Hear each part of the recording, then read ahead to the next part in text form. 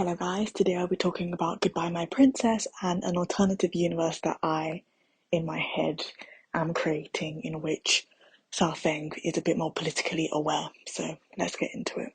Political situation that she's been born into and the weight on her back as a princess of that kingdom and what she'd be expected to do. Like, it's very odd. If I were to write the story, Xiaofeng would not be so manic pixie. She would be aware of what's happening and she'd be willing to marry one of the Cheng princes. I'm just called, or the Li princes rather, the Li princes. And in addition to being willing to marry these princes, I understand that the main cause of problem or chaos in the show is the fact that Li Changyin kills her grandfather and she falls in love with Li Changyin and then sees him, watches him literally stab her grandfather. Now, granted, even if she was more politically aware, there's no way on God's green earth that she would easily forgive Li Changyin, whether she saw him kill him or not, whether she understood what the Danqi do or not, whether she was close to her grandfather or not. Because I think if I were to rewrite the story, like a fan fiction, let's say, Xiaofeng would purposefully not be close with her Danqi grandfather. She'd be quite detached from it and would be simply a girl of her land. She wouldn't really go to her grandfather very much. But even in the world that I would create, let's say it's an AU, for example, even still, I would write it that, Xiaofeng is very disappointed that at least one of the princes, even if it's not necessarily Li Changyin in this alternative universe, killed her grandfather. There's blood there, right? But because of the political situation that she's in, her father being the king of like a middle kingdom and her grandfather against the kingdom that she's supposed to marry into, there's going to be bloodshed regardless. But for me, an AU Xiaofeng would be really aware of the political situation and willing and ready to marry into it to protect her father's kingdom as a princess of that kingdom, regardless of her familial ties in other ways. And in turn, the primary scene in like the first 10 episodes where Xiaofeng escapes because she's not trying to get married into the Li kingdom would simply not happen. She would sit at home and she'd wait patiently and get married. Now, people may say, oh, but isn't that just kind of like her letting other people decide her fate? Well, yes, but the entire point of people being lineal princesses, especially in historical period dramas, is that they could never decide their fate. I would prefer it. It would have been a bit more interesting if it were more historically accurate to how a princess of that rank during that time would have actually behaved. I would have preferred that. Because a lot of the time I was looking at Xiaofeng and I was like, why are you so silly? Like, obviously they wrote it to be, she's so silly because Li Changyin's so serious and this is a love story. But then it's not really a love story because he falls in love with the guy, he tricks her, he kills her family. He's in love with her too, but he has to do what he has to do. And he hides a lot of things because he thinks that she's a blabbermouth, basically, and she's gonna like say things and I can't tell her the truth. It's not really a love story. There's no trust between them at all. He lies to her most of the time.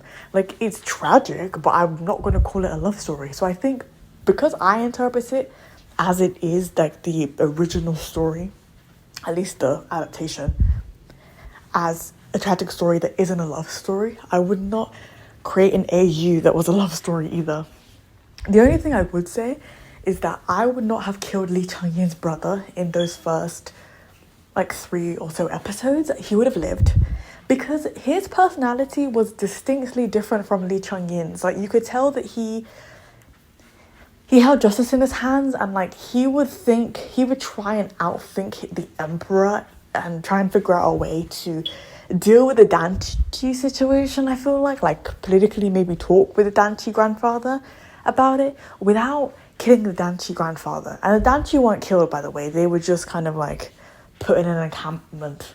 But I feel like the grandfather maybe would not have had to die. I feel like that prince could have talked him out of it. And even so, I feel like even if Xiaofeng married that prince in the original story or in the AU, they would have had a happier marriage because it would be like, I don't love you and you don't love me, but let's just make something out of this terrible situation and you'll be empress and I'll be emperor and yada yada.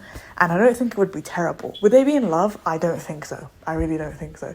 Not in the original story and not in mine either, simply because of like personality differences. Even my AU Xiaofeng would be maybe a bit too serious. I don't think they fall in love. But I think it would be interesting. I think it would be really, really interesting. Another thing I wanted to mention, Gujan in my AU story. Gujan would still be her master, right? But she would not fall in love with Gujan at all. This AU Xiaofeng is like a completely different personality. She would not fall in love with Gujan, but Gujan would be in love with her. But Gujan would still betray her in my AU story. And he'd still end up sacrificing his life for her at the end in my AU story. And you're thinking, but in your AU story, if she's with Li Changyin or this other dude, how does it come into play that Gujan dies? And I'm like, well, think about the fact that Gujan is from the Gu family. His whole family dies because of a conspiracy that the emperor allows himself to believe, basically, just to get rid of the Gu family because they have too much power. And let's say they figure out that this Gu son was protected in a way, even though the king didn't know it. Let's say he was protected by Xiaofeng's father, but Xiaofeng's father doesn't find out until the emperor's like, were you protecting this Gu son this whole time? And it starts a whole like war thing. So imagine Gujan dying because he's like, oh, I'll just like end my life or whatever, or let you kill me to prove that I don't have any like bad intentions or I'm not trying to get into the Li Kingdom court, which therefore saves Xiaofeng's father and shows his love for Xiaofeng. This is the AU universe I would build. Like, things can still happen, characters can still die and things like that, but it would be completely different. And I just want to talk about the main characters that I would be including in an AU and like things that I think would make sense for like an alternative universe. But I've thought about this for like a while because I watched Grandma Princess in 2021, I think, and when I was watching it I was just thinking, I was like, there are alternative pathways that would still make the drama tragic without making the female lead very childish and like manic pixie girl. Like, I don't know. It's a very overdone trope in general, like in Western dramas and Chinese dramas alike. So I just feel like it would be cool if we got something completely different. Maybe I need to write some fanfiction, or maybe there's fanfiction out there that kind of covers these things, but I just thought it would be interesting to talk about. Let me know what your thoughts are in the comments below. Okay, bye.